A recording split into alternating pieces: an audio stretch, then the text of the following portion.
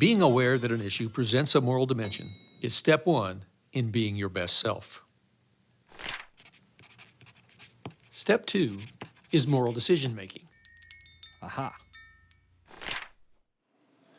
Moral decision-making is having the ability to decide which is the right course of action once we have spotted the ethical issue.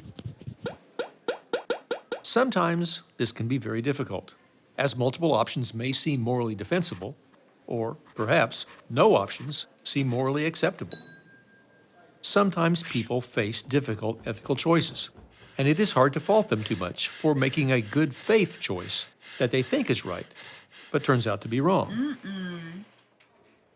However, most white-collar crimes, overbilling, insider trading, paying bribes, fudging earnings numbers, hiding income from the IRS, and most other activities that lead people to end up doing the perp walk on the front page of the business section, do not present intractable ethical conundrums. They are obviously wrong. The problem is not that we haven't read enough Kant or John Stuart Mill. More commonly, the problem is that we are unaware of psychological, organizational, and social influences that can cause us to make less than optimal ethical choices. Our ethical decision-making is often automatic and instinctive. It involves emotions, not reasoning. When we think that we are reasoning to an ethical conclusion, the evidence shows that we typically are simply rationalizing a decision already made by the emotional parts of our brain. That one. Our brain's intuitive system often gets it right, but not universally. So we should never ignore our gut feelings when they tell us that we're about to do something wrong. But our intuition does not always choose the ethical path. An important reason that the intuitive emotional part of our brain errs is the self-serving bias, which often leads us to unconsciously make choices that seem unjustifiable to objective third-party observers.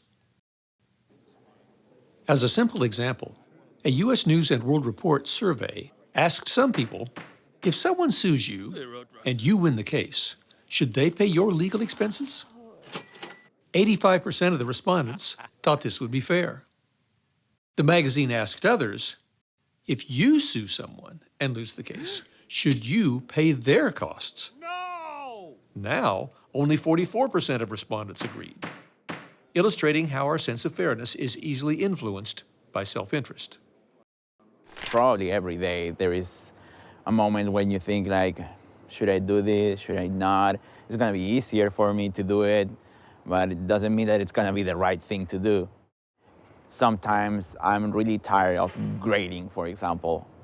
Well, my job is part of me doing a PhD, and doing a PhD is my first priority, so I have to take care of my PhD instead of my teaching, and I think that's part of rationalizing. If we're not careful, we will not even notice how the self-serving bias influences our ethical decisions. Authors Bronson and Merriman report that if you're a Red Sox fan watching a Sox game, you're using a different region of the brain to judge if a runner is safe than you would if you were watching a game between two teams you didn't care about. Give me a break! So, how can we combat the self-serving bias? There is some experimental evidence that if we know about the self-serving bias, we can arm ourselves against it and minimize its effects.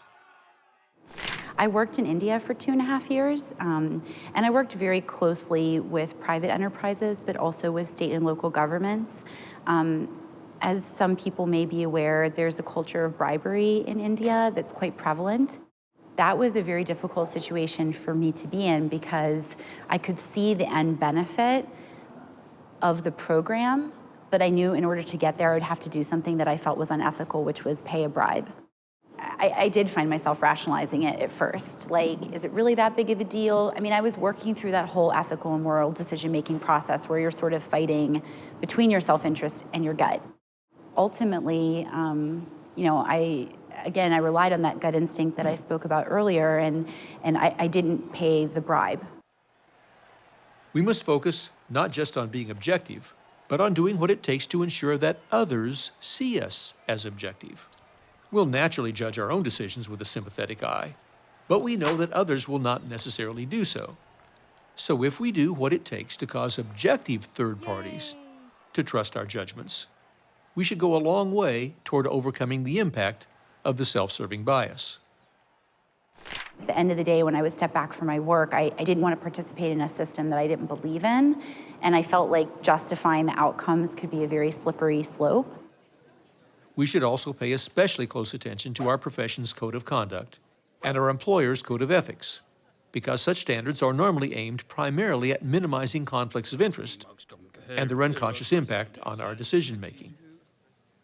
The self-serving bias is far from the only psychological or organizational factor that can cause us to make the wrong ethical choice, but it's certainly a big one. Thank you. I think if you surround yourself with good people who you know they have good values and you're able to kind of reveal your vulnerability. Like, I struggle with ethical decisions because they're not always straightforward. They're not clean cut. Yes, we are gonna always try to do the best for ourselves before we do it for the rest. And when you accept that, you start knowing, start understanding that there is a process of rationalizing.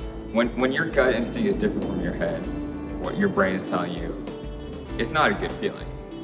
The best feeling is something that you know is right in your head and that you feel is right, and you make a decision and you go forward with that.